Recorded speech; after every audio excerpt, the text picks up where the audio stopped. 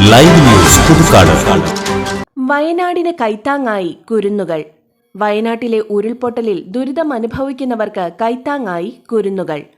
മഞ്ഞ നിറമുള്ള മുയൽക്കുടുക്ക നിറയെ സ്നേഹത്തിന്റെ സമ്പാദ്യവുമായി 1-ാം ക്ലാസ്സുകാരൻ അർണവും പിറന്നാൾ ആഘോഷിക്കാൻ സൂക്ഷിച്ചുവെച്ച 1,00,000 രൂപയുമായി 7-ാം ക്ലാസ്സുകാരി ദിയയുമാണ് കഴിഞ്ഞ ദിവസം കളക്ടറെ കാണാനെത്തിയത്.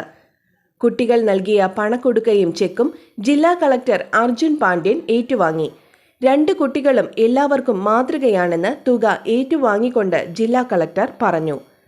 അർണവ് വിഷ്ണു നായർ തനിക്ക് കളിപ്പാട്ടങ്ങൾ വാങ്ങാനായി 2 വർഷങ്ങളായി കൊടുക്കയിൽ സൂക്ഷിച്ച 1,103 രൂപയാണ് മുഖ്യമന്ത്രിയുടെ ദുരിതാശ്വാസ നിധിയിലേക്ക് നൽകിയത്. ദുബായ് ജെംസ് അവർ ഔൺ ബോയ്സ് ഹൈസ്കൂളിലെ 1-ാം ക്ലാസ് വിദ്യാർത്ഥിയാണ്. ദുബായിൽ ജോലി ചെയ്യുന്ന പൂത്തോൾ സ്വദേശിയായ വിഷ്ണു, നന്ദിത രാജ് എന്നിവരുടെ ഏക മകനാണ്. അർണവ് മുത്തച്ഛൻ പ്രൊഫസർ ഡോക്ടർ EU രാജനോടൊപ്പമാണ് തുക കൈമാറാനെത്തിയത്. വയനാട്ടിലെ ദുരന്തം ടിവിയിലൂടെ കണ്ടപ്പോൾ ഏറെ സങ്കടം തോന്നിയെന്നും തുക കൈമാറിയത് ഏറെ സന്തോഷത്തോടെയാണെന്നും അർണവ് പറഞ്ഞു.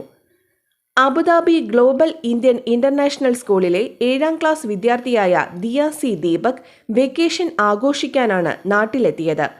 ഓഗസ്റ്റ് 24-ന് പിറന്നാൾ ആഘോഷിക്കാനായി മാറ്റിവെച്ച 25,000 രൂപയാണ് ദിയ സി ദീപക് മുഖ്യമന്ത്രിയുടെ ദുരിതാശ്വാസ നിധിയിലേക്ക് നൽകിയത്. അബുദാബിയിൽ ജോലി ചെയ്യുന്ന കൂർക്കഞ്ചേരി സ്വദേശിയായ ദീപക് സിംന ദമ്പതികളുടെ മകളാണ്. മുത്തച്ഛനായ അശോകനോടൊപ്പമാണ് ദിയ കളക്ടറെ കാണാനെത്തിയത്. ദുരിതബാധിതരെ സഹായിക്കാനായി നിറഞ്ഞ മനസ്സോടെയാണ് തുക കൈമാറിയതെന്ന് ദിയ പറഞ്ഞു. ഇവരെ കൂടാതെ ഇരിങ്ങാലക്കുട അരിപ്പാലം സ്വദേശികളായ വിദ്യാർത്ഥികളും കഴിഞ്ഞ ദിവസം കളക്ടർക്ക് തങ്ങൾ സ്വരൂപിച്ചു വെച്ച തുക കൈമാറി.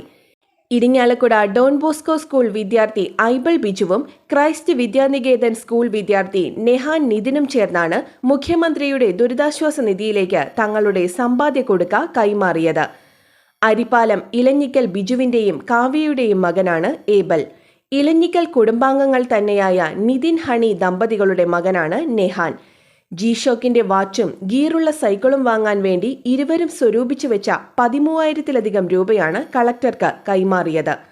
ജില്ലയിൽ നിന്നും മുഖ്യമന്ത്രിയുടെ ദുരിതാശ്വാസ നിധിയിലേക്ക് ഇതുവരെ വിവിധ സംഘടനകളും സ്ഥാപനങ്ങളും വ്യക്തികളുമായി 4,47,848 രൂപ നൽകി.